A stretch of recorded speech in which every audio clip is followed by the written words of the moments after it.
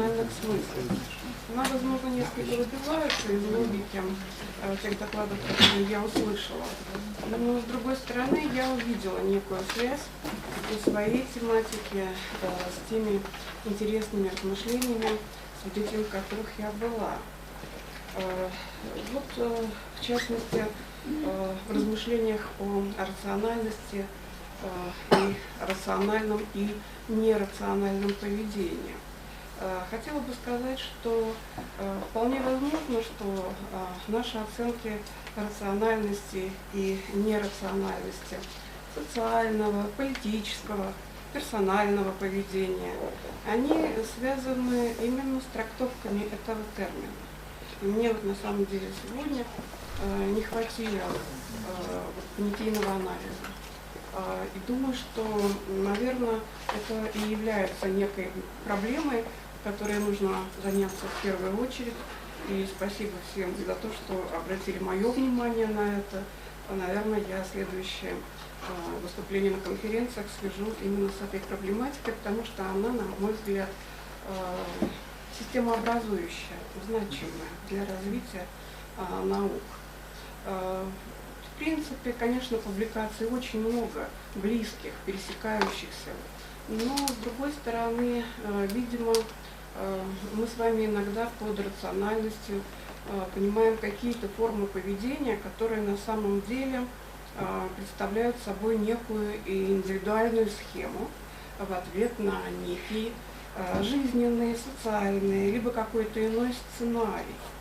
И вполне возможно, именно поэтому сейчас в экономике в общем, уходят от институционального подхода. Ну, по крайней мере, вот, в МГУ на экономическом факультете 2 конференции 2 года подряд, такие мощные конференции международные, были посвящены именно сценарному подходу в экономике. И думаю, что это тоже один из моментов, который может привнести некую ясность в проблему рационального и нерационального. Одно и то же поведение в рамках одного сценария может быть рациональным, а в рамках другого сценария нерациональным. Альтруизм – это сценарий, это социальный сценарий, который либо поддерживается нормами культуры, либо не очень поддерживается нормами законодательными и всякими иными. Точно так же и с эгоизмом, точно так же и с конфликтным поведением. Это некие сценарии, которые люди принимают, большие группы, коллективы, либо не принимают. Поэтому может такое быть, что человек делает свой выбор, принимает решение на основе внешне нерационального поведения. Хотя внутренняя рациональность, логика в нем присутствует. Но, видимо, есть еще механизмы, которые действительно следует изучать. И я в этом смысле хотела бы обратить внимание на то, что, очевидно, существуют закономерности мышления, которые при принятии решений, которые, вот, видимо, нужно исследовать очень детально. Вот есть такая очень интересная работа, книга «Фокусы языка» Дилтс, автор Дилтс. Он провел маленькое исследование, он разработал компьютерную программу, игру для политиков. Очень такая интересная идея в основе, некое вымышленное государство. У государства есть территория, у государства есть население, у государства есть какие-то уже развитые сферы экономики, наработки экономические. И в рамках игры любой человек может стать правителем этого государства. Дитлс эту игру разрабатывал для политиков, бывших политиков европейских государств. И вот политики играли в эту игру, Дитлс наблюдал. Большим преимуществом этой игры было то, что играть в нее можно было в разное время, ну, вы понимаете, да, то есть там в любое удобное 5 минут, 20 минут, в любом удобном режиме. И тем не менее велась запись ходов, которые сделали политики. Что Дитлс обнаружил? Он обнаружил, что все политики делают очень большую ошибку, одну и ту же. Нет пространственного с точки зрения времени, пространственно-временного мышления. Максимум, так скажем, перспективы, которые видит политик в плане принятия решений, последствий принятия решений, 5 лет. Понимаете? И поэтому получается, что все фактически реализуют один игровой сценарий, потому что задана планка. Я у власти 5 лет. Некая программа ментальная. Значит, во что это выливается? В какие реальные действия, в какие управленческие решения? К примеру, стоит задача убрать болезни, да, ликвидировать там смертоносные болезни. Политик вкладывает деньги в медицину. В медицину вложили деньги, продолжительность жизни выросла, и дальше тем людям, которые остались живых, нужна работа. Понимаете? То есть вот круг, спираль определенная. Нужна работа, нужно что-то развивать. Что можем развивать на нашей территории, если у нас нет промышленных предприятий, к примеру, да? Сельское хозяйство, земля есть, увеличиваем поголовье скота. Накормили, вопрос, не можем его переработать. И так далее. И вот, понимаете, вот такую модель мышления очень четкая. Поэтому мне представляется, что, в принципе, конечно, мы могли бы изучать эти сценарии поведенческие и, в общем, прогнозировать поведение людей, коллективное, индивидуальное. Мне кажется, что здесь мы как раз переходим к моей проблеме. Вот здесь та стыковка, о которой я сказала в начале, проблеме смысла, и в частности персонального смысла. Играя в любую игру, особенно вот в такую игру, которая достаточно реалистичная, имеет практический характер, человек, в принципе, должен задаться каким-то лейтмотивом, какой-то ключевой идеей. Он должен задать себе вопрос, а для чего я здесь, в этом кресле, и что я хочу для тех, кем я управляю. Поэтому смысл деятельности. Так вот, персональные смыслы на самом деле это как раз тот главный поведенческий, не знаю, назовем это указатель, да, которым мы руководствуемся, когда принимаем решение о том, чтобы измениться самим или повлиять на других людей, либо, не знаю, заняться творчеством и сделать что-то абсолютно новое, необходимое человечеству и так далее. Мне кажется, что во многом философская практика, психологическая практика, экономическая практика, она связана с управлением смыслами, персональными смыслами.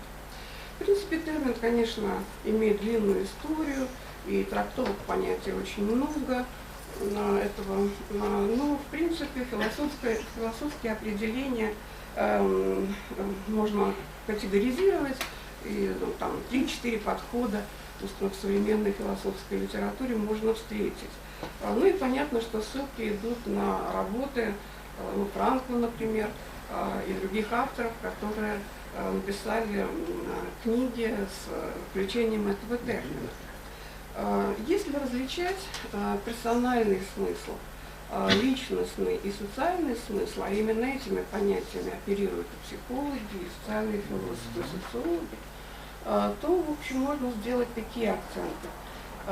Под личностным смыслом можно понимать те фундаментальные, можно сказать, целевые и интенции, можно сказать, можно разные здесь термины использовать, человека, которые представляют значимость именно для него. Если угодно, то можно сказать, что поиск личностного смысла – это поиск своей индивидуальной выгоды, если переводить в эти самые категории, своего персонального выигрыша, как говорят психологи. А что касается социального смысла, то понятно, что здесь главным источником оценки и выявления этого смысла является именно то социальное окружение, которое является приоритетным для данного человека. Можно сказать, что это в первую очередь значимые другие, Ну, многие люди мыслят и более обширными категориями, поэтому мы можем говорить, что выявлять смысл деятельности, например, профессиональной для страны, что конкретный человек может сделать для страны. Ну вот я под персональным смыслом понимаю как раз вот некую уникальную конфигурацию личностных и социальных смыслов деятельности конкретного человека. Набор, ну скорее даже не набор, а система личностных и социальных смыслов. Трансформация персональных смыслов чаще всего эта проблема возникает, когда мы находимся в сложной жизненной ситуации, в кризисной, проблемной, стрессовой ситуации, когда возникает вопрос о жизни и смерти, то есть в экзистенциальной ситуации. Надо сказать, что таких моментов в жизни людей на самом деле не очень много. Но тем не менее, именно эти ситуации, такие точки бифуркации, поворотные линии судьбы подчас являются решающими. И в некоторых культурах существуют некие традиции управления личностными смыслами, а также проявления личностных смыслов. Ну вот, в частности, Кастанеда описывает традиции древних мексиканских магов, поскольку он проходил достаточно длительное обучение у одного из адептов этой религии. Кастанеда описывает, что вот есть такой прием, называется перепросмотр, когда нужно взглянуть на свою жизнь и найти вот эти самые точки, когда поворотные пункты, когда менялись личностные смыслы. Кастанеда довольно точно описывает техники, которые применяются при этом, и утверждает, что после нахождения смысла происходит очень серьезная перестройка личности, возникает новое видение себя в мире, и фактически меняется мировоззрение, философские взгляды человека.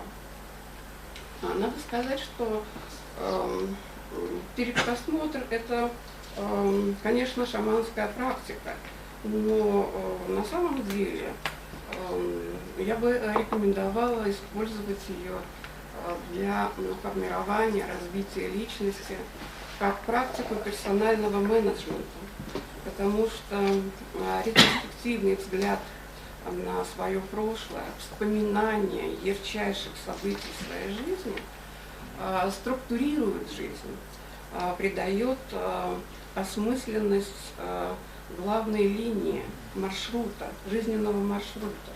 Поэтому, безусловно, трансформация персональных смыслов, она выстраивается на основе вот именно такого понимания своего жизненного пути. Работая над этой темой, я пришла к выводу, что мы можем говорить, выделять стили трансформации персональных смыслов. На самом деле у каждого человека вполне возможно свой подход к изменению, ну, в общем, к работе со своими смыслами. Ну, вот, в частности, в качестве примера можно взять концепции, которые уже разработаны.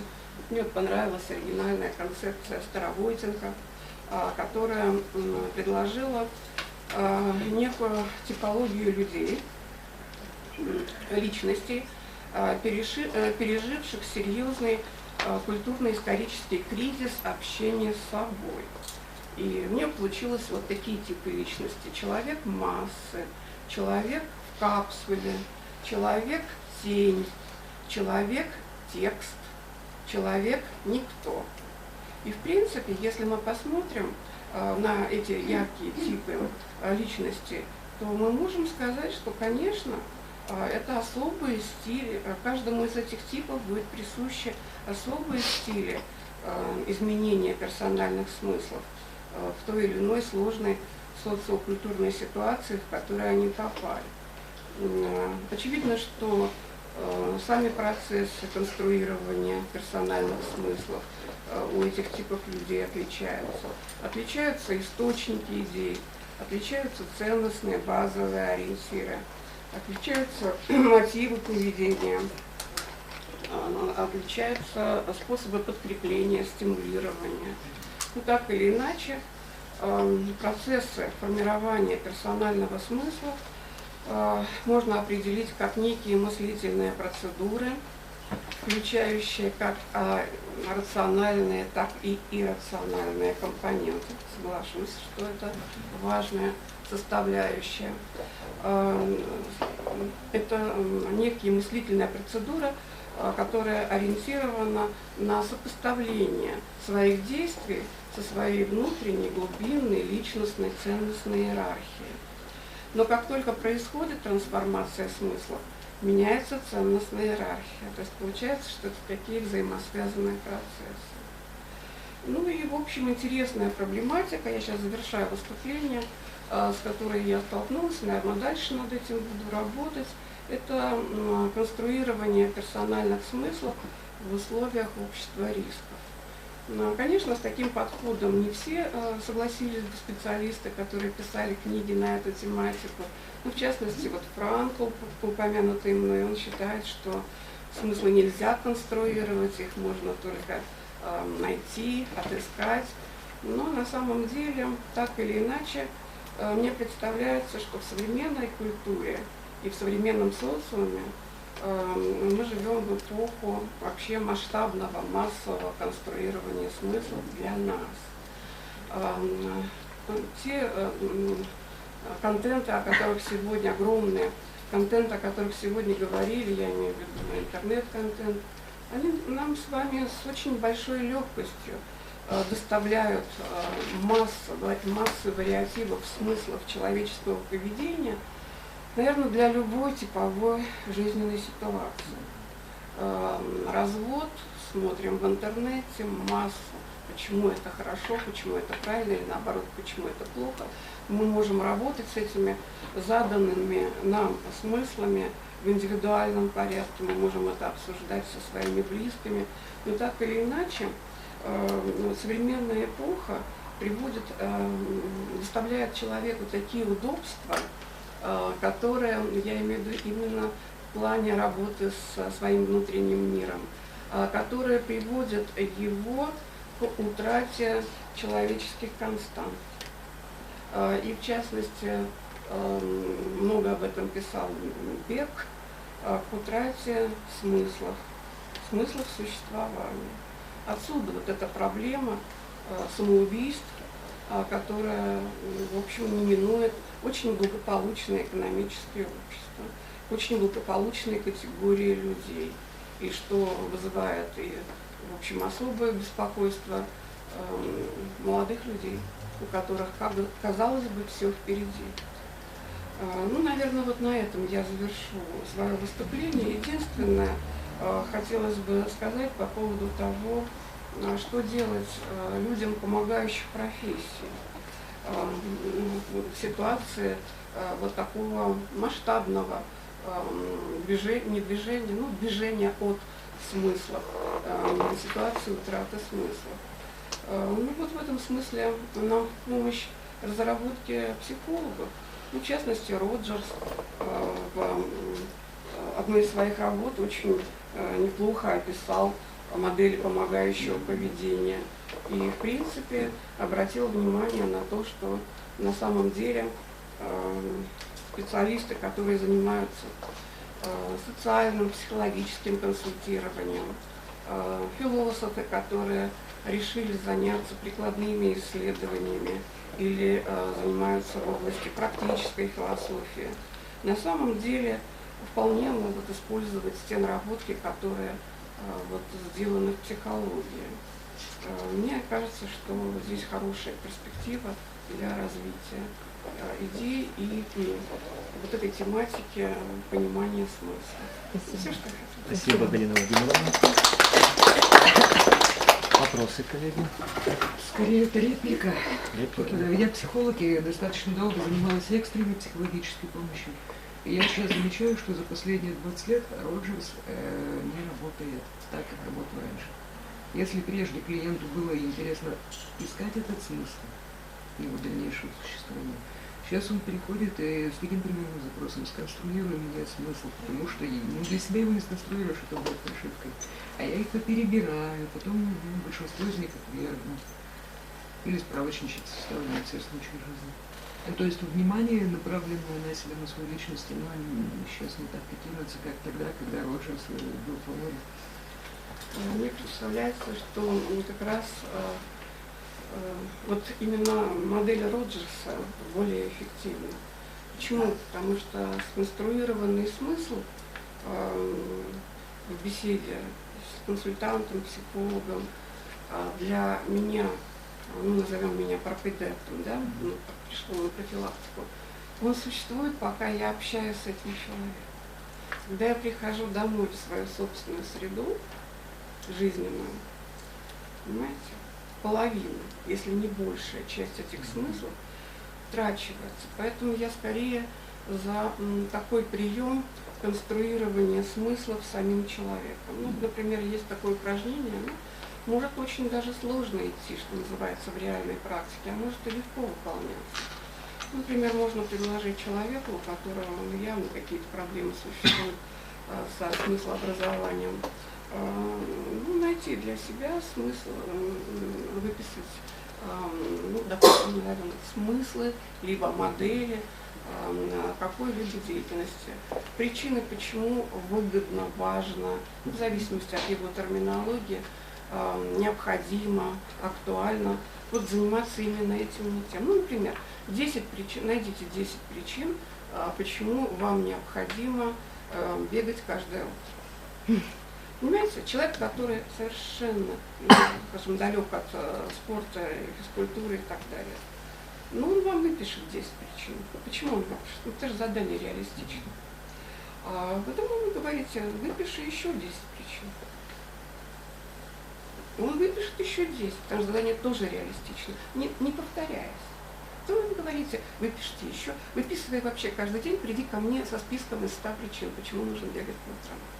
Вот что происходит в сознании этого человека? Он обретает смыслы, он сам их перебирает, он сам их конструирует. Да, где-то он заимствовал, но вот этот список, это его разработка, на мой взгляд. Это как раз очень хороший материал для его последующей работы. Он никогда не забудет, что он придумал 100 причин для того, чтобы бегать. Это может но при сработать. этом бегать он не будет. Да, это, я как раз хочу сказать, это может сработать не сейчас.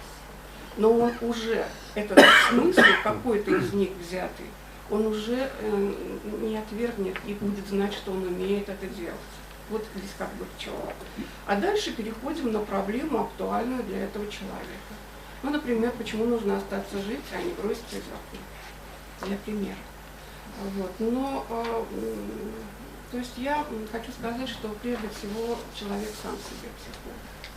Это работает в экстремальных ситуациях, действительно. А в неэкстремальных хронических клиенты говорят: знаете, вот мне Мария Петровна, вот когда речь идет о смысле, это значит, что будет трудно, что будет дискомфортно, что жить мне не захочется, но я придумаю себе ради чего. Я не хочу вот ради этого вам помочь. Он хочет ради комфорта. Да, это понятно. Один вопрос. Давным-давно читал Джона Рёскина, который так называемую теорию красоты выводил. И вот он задавался там вопросом, как все-таки нужно поступать, каким путем нужно следовать. И он вывел такую формулу либо идею о том, что надо следовать так, чтобы наши поступки могли быть воспеты кем-то в каких-нибудь определенных поэмах, да, и чтобы это было. В середине 20 века, опять же, Джон Нойман, да, человек, который создал теорию игр и очень много интересных вещей, когда у него задали вопрос: скажите, пожалуйста, а вот как вам удается так гениально создавать вот математические модели, ваши изобретения? Он сказал простую вещь, что я следую пути красоты. И вот здесь возникает вопрос, да, вот среди этих смыслов, как вы относитесь к смыслу красоты, что человек не в критической ситуации, да, когда у него плохо, а вот для того, чтобы реализовать себя, стремится не к какой-то экономической чистой деятельности, а стремится совершать поступки, которые могут быть воспеты им, да, в каких-то баснях, песне, и другими, да, при такой вот, скажем так, ну, модели поведения. Как вы на это смотрите? Вот просто вы начали свой рассказ с бизнесменов, которые смотрят на 5 лет вперед. Согласен, такое есть. Вот. Как вы думаете, вот такая вот культура, да, стремление к красоте, как она может повлиять на человека? Знаете, я сейчас отвечу прям буквально как бы на этот вопрос, имея под красотой в виду прежде всего женскую красоту. Даже почему? Давно когда-то читала, очень давно читала о Овидия «Науку любви». И вот он первый обратил мое внимание на то, что на самом деле стремление к красоте, тому, что тебе сделают комплимент, похвалят или воспоют когда-то в веках, на самом деле это такое присущее каждому человеку стремление, с одной стороны. С другой стороны, часто это большой труд, поэтому получается такое соединение эгоистического и альтруистического поведения в одном этом. И он описывает, как должна себя вести женщина, которая, там, например, собирается на свидание или собирается принять возлюбленного. Ну, он там пишет о том, что там, труд свой утренний спрячь, зачем мне знать, от чего лицо твое бело, ну и так далее, да? Вот. И на самом деле он пишет о том, что эти 2 часа, потраченные для себя, есть 2 часа, потраченные для других людей. Они будут смотреть, радоваться жизни, они будут наблюдать красоту и так далее. Поэтому, наверное, вот обретение смысла, вообще, может быть, даже мудрой жизни в этом и заключается. Гармонизация личностного и социального смысла. Вот если у человека в жизни это происходит, тогда даже трудная работа в радость. А вот если не происходит, то, в общем, на часы и каждые 5 минут наблюдаем, когда закончится рабочий день. Знаете, это несчастные люди, им не удалось найти гармонию смысла своей деятельности, например. Да. Поэтому я думаю, что Галина Владимировна, продолжение Последний вопрос, коллега, ладно? собственно, да, вопрос можно я еще задам, да, по поводу гармонизации. Действительно, с этим работают, собственно, психологи. Но, как известно, социальные смыслы, они ограничены. Более того, они очень давят на человека. И насилие социального, тоже об этом написано очень много, и человек очень сложно выдерживает. И вы упомянули Кастанеду, что для меня было удивительно, и шаманизм. Но это все не персональные практики, а трансперсональные практики. И, в общем, трансперсональное то, что лежит за человеком и за личностью.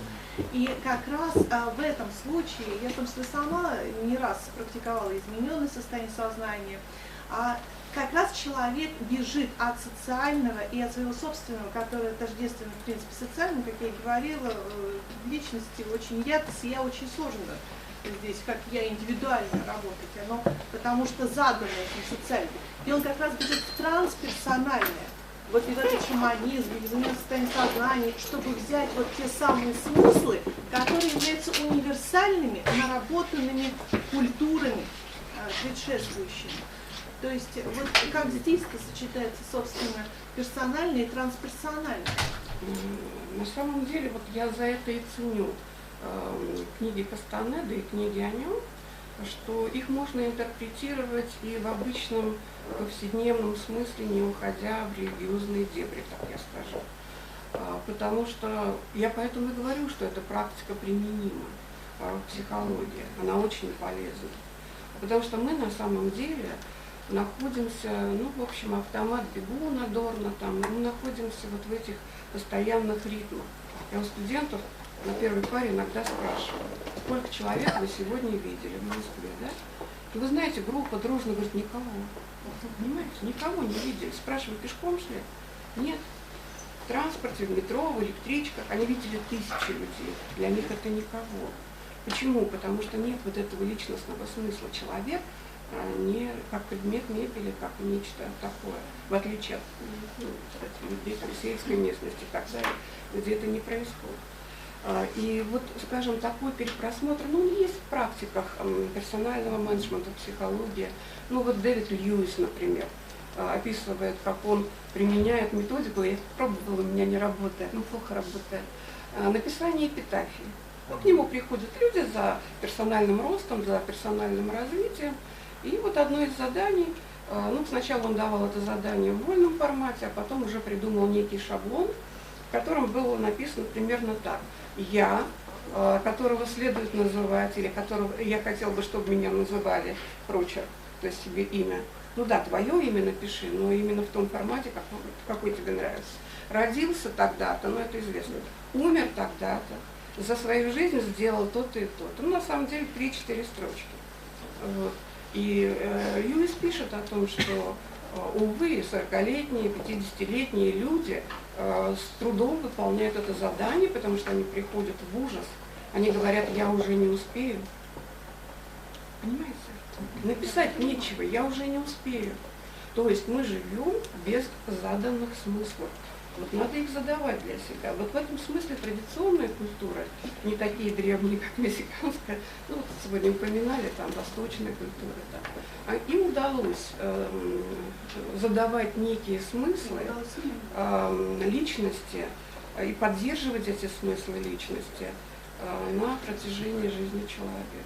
У нас есть филиал в Душанбе факультета, и я туда каждый январь уже много лет летаю, преподаю студентам. Я хочу сказать, что передо мной студенты одного и того же курса, одного и того же вуза в Душанбе и в Москве. Я хочу сказать, абсолютно другие личностные смыслы. И я, кстати, пришла к выводу, что по многим вопросам я не могу их консультировать, чтобы не задавать конфликты смыслов. Ну, я имею в виду прежде всего семейные проблемы, личные проблемы и так далее. Вот. Понимаете, культура сама поддерживает. Ну, у них структурировано в основном личностные смыслы вокруг семьи. Это и роли половые, это и возрастные роли, вокруг семьи, семейных отношений. Поэтому на самом деле, если бы мы хотели, чтобы, скажем, молодое поколение у нас в России все-таки было более личностно зрелым, я бы так выразила, личностно мудрым, то, наверное, нам нужно все-таки задать какие-то ориентиры, приоритеты на государственном уровне, чего пока не происходит. На самом деле, я думаю, что все-таки молодежь прислушивается к тому, что происходит в стране. И вот такие явные, прямые, может быть, даже указания на такие важные ценности поддерживают. Ну, я приведу пример, вот, например, патриотизм. Да? Вот, казалось бы, молодое поколение далеко от войны, от чего-то. Ну, посмотрите, выходят же они на эти массовые шествия, рисуют эти фотографии, делают предков, поддерживают же. Поэтому вот нужно что-то в этом духе. Но мне кажется, что семейные ценности, вот в этом смысле восточной культуры не промахнулись, семейные ценности. Почему они могут выступать такой важной квинтэссенцией жизненной человеческой мудрости? Потому что они как бы естественно заданы, это во-первых. А во-вторых, семейные ценности охватывают все. И работу, и воспитание, и досуг, и многие, ну, все, и все сферы жизни. Мне кажется, вот вокруг этого надо было развиваться. Ну, я чуть ушла. Спасибо, Галина Владимировна. Спасибо большое. Так, ну и в этой части нашего заседания завершающий доклад Людмила Альбертовна Сабурова, кандидат философских наук, город Ижевск. Я тоже буду говорить о смыслах, буду говорить о рациональности и нерациональности, хотя сразу прошу прощения, мое философское прошлое, оно очень древнее, поэтому я все-таки свой доклад строю как доклад социолога, который в один момент 20 лет назад в социологии здоровья столкнулся с абсолютной нерациональностью поведения в сфере здоровья, до сих пор как бы пытаюсь этот вопрос так или иначе решить. Ну, и прежде чем говорить о диске, ну, я даже доказывать не буду вам, да, что вот на самом деле вот абсолютно вопиющая, очевидная нерациональность поведения состоит в том, что взрослые люди прекрасно, если понимаем под рациональностью именно целесообразность, да, в термине рациональность много смыслов, но если мы говорим о целесообразности, человек знает, что если он будет курить, он уменьшает свои шансы там, даже дожить до определенного возраста, что если он не будет чистить зубы, они у него выпадут и так далее. И тем не менее, то есть наши многочисленные исследования показывают, что люди абсолютно не делают то, что положено, делают то, что не положено. И как бы считают, что авось принесет, и это какой-то особый тип, наверное, рациональности, с которым тоже надо разбираться. Ну, собственно, с этого начался мой социологический интерес. Ну, и я вот попробую как бы показать, как меняются смыслы, и вообще о том, как меняется, и где вот прорыв в творчестве и в свободу, на мой взгляд. Я буду использовать понятие игра, но не в понятии гейм, игра с правилами и выигрышами, игра в смысле play, то есть это игра как свободная деятельность, но об этом чуть позже. Значит, давайте разберемся как бы вот со смыслами понятия здоровья, с традиционными, с базовыми. Вообще, на самом деле, никто никогда, и сколько рылось, не мог дать позитивного определения здоровья. Здоровье – это всегда было отсутствие болезней. Пытались ввести и древние греки понятие гигиены как особый раздел там, науки о здоровье, но это всегда было как не заболеть чем-нибудь. В 90-е годы стала очень популярна наука валеология, то есть как бы какая-то тоже специальная наука о здоровье, но она тоже абсолютно не состоялась, потому что в результате это тоже уходило в гигиену, как вести себя правильно, чтобы не заболеть тем, всем, пятым, десятым. То есть что есть, собственно, здоровье как состояние, как ценность, никто никогда описать не мог, но такое нет. То есть это на самом деле всегда было абсолютным, абстрактным, пустым понятием, просто как отсутствие. Вот не болеет человек, значит здоров. Примерно так. Дальше, в клиническом дискурсе, ну и сразу хочу сказать, что традиционно как бы хозяином в сфере здоровья и болезни был, естественно, клиника в понимании Фуко, да, потому что именно клиника дает название болезням, и, соответственно, там, где нет названия, там здоровье. А поскольку клинический дискурс все время расширяется, то и зона здоровья на самом-то деле очень сужается, вот если говорить о дискурсах. Ну и при том, что медицина и клиника декларируется здоровье как цель лечения, но на самом деле никто из медиков никогда не говорит о том, что они, так сказать, способствуют выздоровлению. Да? Они снимают симптомы, они как бы куда-то болезнь, так сказать, останавливают, уменьшают, но они тоже не говорят, к какому состоянию в конечном счете человек придет. И плюс, как бы тоже традиционный смысл, который вкладывается в понятие здоровья. Здоровье – это некая условная клиническая норма, но, грубо говоря, причем, вот опять же, власть клиники состоит в том, что для каждого органа, для каждой функции есть абсолютно какие-то свои циферки, про которые мы знаем. Ну, допустим, давление от 100 до 120 – это вот как бы здоровое давление. Врач вам не скажет про все остальное, здоровый ли вы человек. Ну, он скажет показатели давления в пределах нормы. Да, здоровьем это тоже нельзя назвать, но тем не менее какая-то власть этого дискурса призывает нас как бы контролировать очень-очень много параметров своего как бы физиологического состояния, чтобы понять, насколько мы здоровы. Ага, с гемоглобином у нас тут немножко не так, но все остальные показатели хорошие, значит, ну, наверное, как бы я условно здоров.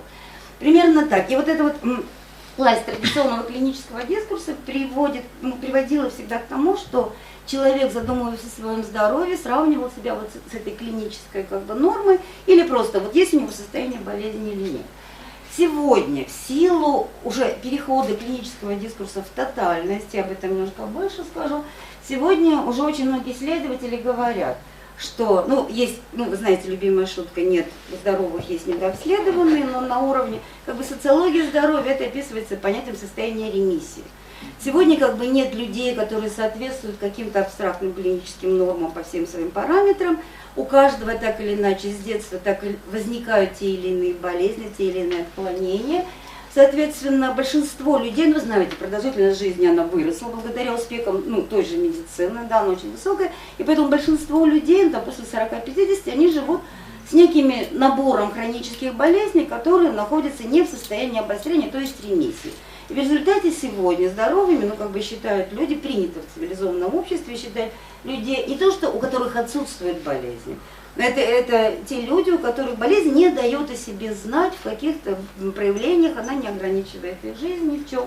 То есть чисто через уже функциональные характеристики. Ну, может человек ходить на работу, значит здоров, да, при этом у него может быть 300-500 этих хронических болезней. Кстати, сюда же, наверное, относится и такое понятие, как вы знаете, что произошло за последние 20-30 лет с понятием инвалидностью, инвалидизации, инклюзивом. То есть сегодня не принято говорить вообще о том, что человек с теми или иными ограничениями физиологическими, что он вообще не такой, он не здоровый, о нем говорят как здоровым, его включают во все социальные процессы. То есть, соответственно, это тоже некая ремиссия, человек функционально участвует как бы в жизни, поэтому он может считаться здоровым.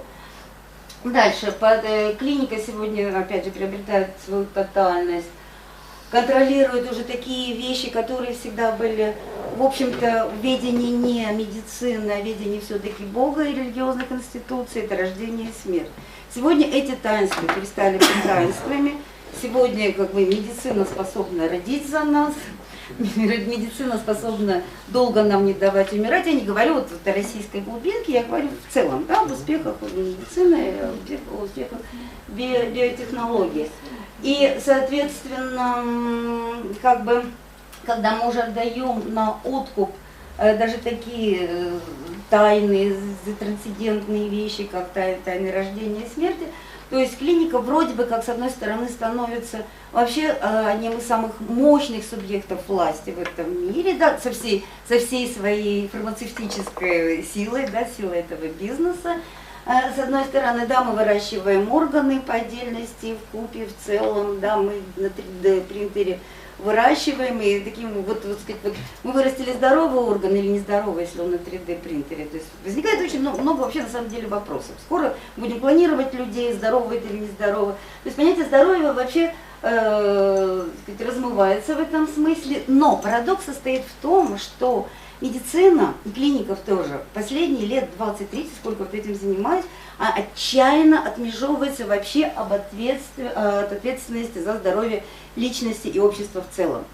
Откуда это взялась, я до сих пор не могу понять. Какая-то знаменитая схема, приписываемая Всемирной организации здравоохранения, что медицина отвечает за 14% здоровья населения, там какие-то 4% наследственности, ну, грубо говоря, 30% экологии, 45% образ жизни. То есть медицина, как бы контролируя все, рождение, смерть, она говорит, я не виновата, если у вас что-то болит. То есть клинический дискурс, так сказать, намеренно, и я говорю, эта схема тиражируется везде, во всех вот руководствах. Сколько я видела не только в русскоязычной, в англоязычной литературе, они говорят, это не мы, это вы сами во всем виноваты, это виновато общество, социальные условия и так далее. И вот именно это послужило причиной, не только эта глобализация, тому, что в сферу здоровья вклинился политический дискурс, вместе с рождением, появлением ВОЗ, Всемирной организации здравоохранения. Всемирная организация здравоохранения решила переопределить здоровье. Сказала, нет, это не отсутствие болезни, это состояние, обратите внимание, полного физического, психического и социального благополучия. Опытно. Да? Здоровье – это когда вообще всем все хорошо и полное счастье. И получается, что здоровье на самом деле это некий, ну просто синоним какого-то благоденствия и всего прекрасного. Но это вот вторая половина 20 века. Тем не менее, показателями возникает понятие общественное здоровье, возникает понятие показателей общественного здоровья. Это прежде всего численность популяции, это продолжительность жизни, это демографические показатели. И, собственно, еще одну роль вот в этом самом включении здоровья в политический дискурс, конечно, сыграла экономическая наука, которая ввела здоровье как один из компонентов человеческого капитала наряду с образованием и социальными связями. Но тут тоже очень интересно у экономики со здоровьем получилось, что в отличие от других ресурсов, которые можно нарабатывать и наращивать с течением жизни, да, то есть ресурс приобретать здоровье, это некий как-то странным образом биологически приобретенный ресурс, который только тратится. И поэтому, собственно, вот экономические выкладки по отношению к здоровью просто состоят в том, насколько его как бы человек готов, вот этот экономический ресурс, собственно, это работоспособность по большому счету у экономистов, насколько он его готов поддерживать и не растратить раньше времени, то есть насколько он готов рационально его расходовать. Но это вот те традиционные смыслы, которые политика вкладывала, возникало много очень движений, и соответственно, как бы с этим постепенно здоровье эволюционировало в рыночную ценность. Если традиционно считалось, там все можно купить, кроме здоровья, сегодня как бы именно здоровье – это предмет наиболее широко покупаемый и продаваемый, потому что ну, как бы маркетинговые стратегии сегодня в сфере здоровья я не считала лично, но у меня вот, по ощущениям и по анализу того, что даже происходит в интернете, то есть они занимают чуть ли не я не знаю, как там с наркотиками, но вот продажа здоровья во всех видах, она достаточно мощная струя, но при этом, как я уже говорила, количественный подход. Если раньше, опять же, считалось, здоровый человек – это кто дольше живет, и вроде бы традиционно политики исходят из того, что надо, чтобы популяция жила долго, сегодня западные страны выходят на понятие, что здоровье – это не количество жизни, а качество жизни. Отсюда возникает движение в сфере общественного здоровья, такие как «Здоровые города», например. Ну, такое движение «Здоровые города». Там прямо объявлено, что здоровый город – это не город, в котором никто не болеет, а город, который стремится быть здоровым, это город в процессе достижения. Город сам выбирает путь. Хочет он велосипедные дорожки, хочет зеленые зоны, хочет он какой-то рынок в центре города. То есть начинается вот эта вот игра со смыслами, игра с качеством. То есть это благополучие достигается именно коллективными какими-то договоренностями. И еще один новый смысл, который привнесен последние, наверное, десятилетия, но опять же она связана с повышением рыночных котировок здоровья. Здоровье начинает отождествляться с образом жизни. Вот сегодня очень трудно говорить вообще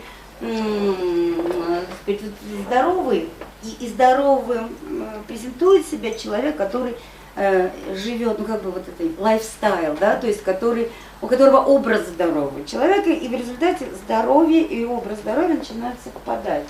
И это становится объектом моды, политических и маркетинговых спекуляций, безусловно, потому что выглядеть здоровым, скажем так, в рыночной ситуации, это то же самое, что прийти к работодателю и выглядеть здоровым, это очень хорошо.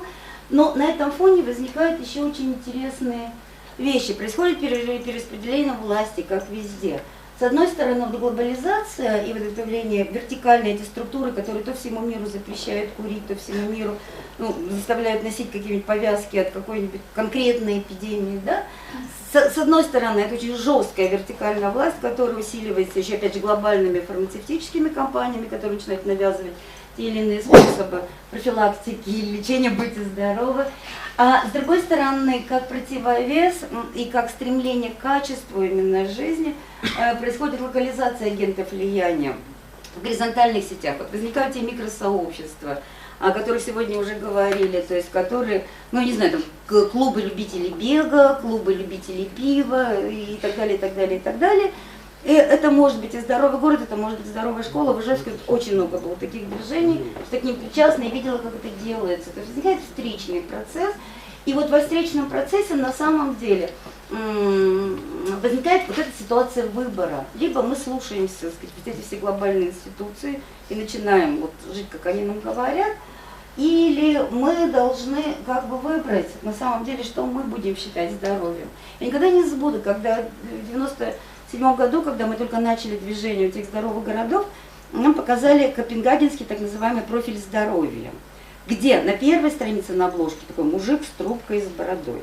С трубкой, ребята, то есть вроде бы как Копенгаген, Всемирная организация здравоохранения, как. А там описывается индивидуальный образ здоровья, и вот этот моряк, которому там 80 с чем-то лет, он свой образ здоровья предлагает. Он: для меня здоровье – это утром босиком выйти на берег, покурить на берегу этого залива трубку, и чашка кофе, я счастлив. Вот. И весь профиль здоровья состоит из неких индивидуальных этих каких-то сконструированных смыслов, которые люди совершенно искренне предлагают. И еще один фактор этого перераспределения власти, это, безусловно, информационное общество, это переизбыток информации о том, что здорово, что нет. Вы попробуйте сегодня любой из вас выясните, кофе полезен для здоровья или нет, вы с ума сойдете, начитавшись и так про все, да, потому что, на самом деле, огромное количество информации, которая ежедневно меняется. Сегодня мы объявляем красное вино лекарством от всего, завтра мы говорим, что это яд, ни капли. И это происходит по отношению ко всему, не только по отношению к продуктам питания, это и к движению. Да, еще вчера утренняя зарядка и бег, это было панацея, сегодня, я прошу прощения. Почему? Я просто хотела обратить внимание вот на что, из чего мы конструируем. Официальная медицина против здравого смысла, вот это антипрививочная кампания, родовспоможение клиническое, это все вот проявление этих конфликтов, люди выбирают, жить им или не жить, умереть или нет. Западная против восточной, это смыслы действия, смыслы бездействия, смыслы как бы смирения против смысла борьбы. Общественное здоровье против индивидуального самочувствия, это же прививочная, антитабачная кампания, вы же знаете, как у нас это все. И это все является фактором игроизации самого вот этого конструирования здоровья. Почему я называю это игрой? Во-первых, это сфера суперпрагматики. Уже никто точно не знает, если бегать, как бы ты будешь или нет здоров, да, конкретный результат неизвестен. Перенос акцента с результата на процесс, это вот как раз не гейм, а плей, да, в английском варианте. То есть это мы просто живем, как бы выбираем этот стиль, и поэтому как бы сам процесс нам нравится, и сам процесс типа достижения здоровья мы вот тут стараемся. Высокая степень свободы выбора, импровизации внутри нескольких как бы жестких правил и эстетизация. Вот к вашему вопросу о красоте, потому что сегодня все поддается и продается под знаком красоты, но не только, и как удовольствие. И опять же, даже выбор красоты сегодня, он настолько бесконечен, потому что бодипозитив, позитивное мышление – это те тренды, которые противостоят глобальным там, глянцевым трендам. Да, вот эта знаменитая девушка, Барбара, да, забыла, как ее зовут, которую все любят, которая совсем не глянцевая, но у нее подписчиков больше, чем у любой красотки. Но она тоже считается символом здоровья, здорового отношения к жизни, и это тоже здоровье. И особая, конечно, значимость символов, ритуалов, атрибутики. Безусловно, это социально распределено по-разному, по социальным слоям, по странам. Но тем не менее, в каждой как бы, социальной группе мы можем найти вот эту вот эстетизацию, это следование как бы, этой игре. Давайте-ка, я попробую тоже быть здоровым. А я вот для того, чтобы быть здоровым, не буду бегать, я буду просто курить трубку. Ну, это к примеру, да, это сфера действительно свободного выбора. Потому что никто не знает, где правда. Да, мы живем в обществе недоверия, поэтому мы начинаем в это играть. Вот примерно так. Вот, все, спасибо за внимание. Спасибо. Одно маленькое все-таки не вопрос, наверное, дополнение. Наша сегодня вот дискуссия началась с больших данных. И вот касательно здравоохранения, очень есть интересные работы именно в Америке, которые говорят о том, что они тоже пытаются изменить свою систему здравоохранения, но они это делают каким образом? Они устанавливают специальные датчики там, крови, давления, сколько вы прошли. И вот у них медицина начинает превращаться в такую же область больших данных. И в игру для населения, на самом деле. Да, во-первых, это снижает стоимость, потому что теперь один врач находится в офисе, и он едет не к пациенту не когда у него наступило что-то уже плохое, а он может спрогнозировать на определенный промежуток времени, что с пациентом может что-то произойти. Если интересно, я вам могу... Нет, в Британии 1 в 1 это система, то есть контроля за кровяным давлением. У нас недавно было сравнительное исследование. И как раз, вы знаете, чем отличаемся мы? Мы сравнивали, англичане сравнивали нас и норвежцев по заболеваниям сердечно-сосудистой системы. И едим примерно одинаково, пьем одинаково, курим одинаково, климат одинаково суровый. Да, там север Норвегии и вот наши севера. Единственная разница, наш человек что-то чувствует себя плохо, идет в аптеку и говорит, дайте мне таблетку от давления. Аптекарь ему говорит, вот такая-то таблетка от давления. Вот это вот самое совершенное принятие произвольных решений, никакого вот этого контроля. А у них, естественно, да, любой гипертоник, он тоже и в Англии, ну, во всех этих странах северных, он на контроле, у него есть приборы, за ним следит дистанционно врач, через месяц он говорит, идите там, снимите показания или мы поменяем его. Да, но это превращается в игру для пациента, достаточно тоже приятную. Если она приятная, то он в нее не играет, а если нет, то как бы нет. У нас не поиграешь с больничками, поэтому вот все так. У меня возник, знаете, какой вопрос? Какая может возникнуть политическая стратегия в этом отношении, когда сегодня средняя продолжительность жизни в европейских странах, в развитых цивилизованных, достигает уже 100 лет. И сегодня настолько много американцев, достигших рубеж вот этот столетний, что правительство хватается за голову, а как их всех кормить, потому что денег нет. Ну, я бы не сказала, что же хватается. Их очень хорошо используют. Да, совершенно верно. И, видимо, Америку это тоже ждет. Совершенно верно. Поэтому они повышают пенсионный возраст. Нет, Это их, во-первых, у чудесно. них огромные возможности учиться, у них огромные возможности, им предоставляют возможность, там огромное количество программ волонтерских. Вон иди там помогай детей воспитывать, вон иди работай с этим, переучивание. На самом деле вот и их работа с пенсионерами, это нам, да, вот кажется, что пенсионер это кого надо накормить, дать ему бесплатные лекарства и все, что там пенсионеру надо. Там все по-другому устроено, они понимают, что огромная часть населения это именно люди, которые еще вполне себе ого-го и чего могут, и они дают им эти возможности, да. То есть именно социальные программы большие. А вот может такой вопрос? Да. Да? Ну, прежде я себе позволить, я анекдот такой вспомнил сейчас по этому поводу. А медицина всегда про анекдот. Да, когда принимают человека в партию там, и у него спрашивают, ты вот куришь? Он говорит, ну как же без этого? Надо бросить. Говорит. Ну а выпиваешь? Он говорит, ну как же, по праздникам, надо бросить. А вот женщины, как там тебя с друзьями? Ну а как без этого? Надо бросить. А жизнь как отдадите вот за родину эти партии попрыгать? Конечно, одна. Зачем мне такая жизнь? Понимаете, здесь вот суть-то в чем заключается? Не возникает ли здесь противоречия? Удовольствие с обязанностью, которое навязывается нам извне. При этом, согласна, да. как показывает удовольствие, оно же не всегда противоречит вот этой продолжительности жизни. Эти вещи не всегда коррелируют. Вот вы знаете, я тут тоже, есть в эпидемиологии, это наука о популяционном здоровье, неинфекционном. И вот мой английский любимый там, коллега-преподаватель говорит, самый главный враг науки – это мой дедушка. Ну, то есть он рассказывает про статистику, про факторы риска. Обязательно из студентов, кто не поднимает руку, говорит, а мой дедушка пил, курил и все такое, дожил до 120 лет. Это как бы враг науки, да, номер один. Но я хочу сказать, что вы абсолютно правы. Речь идет о том, ведь когда, собственно, Европа вытесняла курильщиков, они предоставляли альтернативы огромные. Это вот в России, допустим, вытесняется грубо, жестоко, лишая всех удовольствия, унижая людей, да, то есть там предоставлялись большие альтернативы, зоны, но они это делали так, да, что курильщик становился объектом стигматизации. И в результате как бы удовольствие от курения и неудовольствие от того, что ты вот как эта сама рыбка в аквариуме где-нибудь посреди города и куришь, и один такой, все такие ходят здоровые.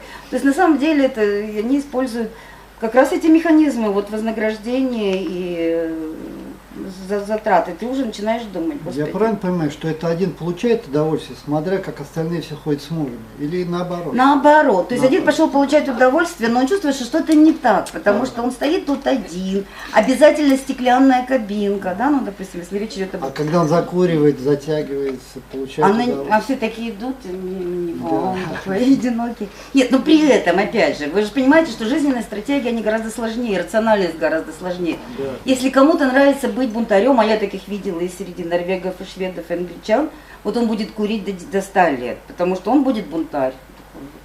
На виду у всех будет курить, несмотря ни на что. Но это другое удовольствие, это не физическое удовольствие, это как бы удовольствие от самостоятельно принятого, свободно принятого решения. В общем, оно же приносит физиологическое удовольствие. Вот там вся особенность. Это сомнительно, потому что, опять же, мы же сами понимаем, что физиологическое удовольствие, наше представление, тоже результат неких наших ментальных усилий, представлений, мифов. Мы сами решаем, что нам приносит удовольствие. Что мы запускаем, то и получаем. Кстати, Эндорфин, это насчет бросания курить. Вот мы очень много опрашивали людей, которые перенесли инфаркты, тяжелые заболевания. Мужчины бросают курить на раз. Они говорят, я просто не захотел. Он испугался. Ему врач сказал. Женщины вот не бросают. Зато женщины легко отказываются там от какого-то неправильного питания, а мужчины не. От алкоголя не могут отказаться. Алкоголь мужчины очень тяжело, как бы, да. У женщин. Женщины не могут отказаться. Ну, женщины вообще, ну, говорю, женщины легко переходят к подвижному образу. Вот она пойдет в спортзал быстрее, чем мы. Есть гендерные, безусловно, стереотипы, гендерные привычки, тут они социально определены. Еще один вопрос, позвольте. Последний коллеги даже Да, у нас Можно еще один вопрос? Вот вы говорите про здоровье, ну, про, в частности, про женское, но здесь вот вопрос такой, очень такой деликатный. Только я социолог, если что. Ну, я... Специалист. Это укладывается, в общем-то, вот в статистику. А если такие данные? Вот сейчас фактор обезболи, но это тоже здоровье, так сказать. Боремся за сохранение матери, ребенка и так далее. Кесарево сечение. Сейчас основная часть почти 50 на 50 рождений. Кто-нибудь прослеживал, как у этих 50 детей складывается судьба, которые прошли и появились на свет нетрадиционным способом? Вот знаете, И что вот эти болезни складываются. Я поняла на них. вопрос. Я поняла вопрос. Но вот когда пишут, что британские ученые обнаружили вот это действительно мифы, потому что как работает наука? Наука, вот, ну, сколько я работала, да, вот с эпидемиологами, с теми же, с британскими, вот может быть исследование, как влияет кесарево сечение на функцию, ну, грубо говоря, речи, да? И они там ничего не нашли. Может быть, то есть всегда исследуется один фактор с другим фактором, причем на огромных выборках. И вот чтобы вообще понять, как повлияло кесарево сечение, ну, например, на успеваемость ребенка, вот этих исследований нет. На последующее здоровье ребенка, такое, ну, имею в виду оценка в баллах, да, то есть если мы берем вот эту вот шкалу, то как бы нет корреляции. Вот это я могу точно сказать, а уж как там у него в жизни дальше. Тут только гадать можно. Кстати, насчет двухфакторных сравнений. Те, кто по математике имел 5 в школе, шведское исследование видела в 1 классе, ни по истории, ни по литературе, жили в среднем на 5-10 лет больше, чем те, кто имел 3. Ну, вот. Это так, для того, чтобы пойти кофе с хорошим настроением. А еще про хорошее настроение. Ага. Нашли место, тоже где-то в Европе, где люди живут до 100 лет и больше. Но они все долгожители. Выясняли, что же они делают такого, что не делают другие, чтобы жить до 100 лет и дальше. Они курят, они пьют, они делают все, что нельзя делать для здорового человека, но все они, друзья мои, общаются. Вот. Общаются. Поэтому хоть брейк. Поэтому давайте пообщаемся. Мне знаете, как знакомый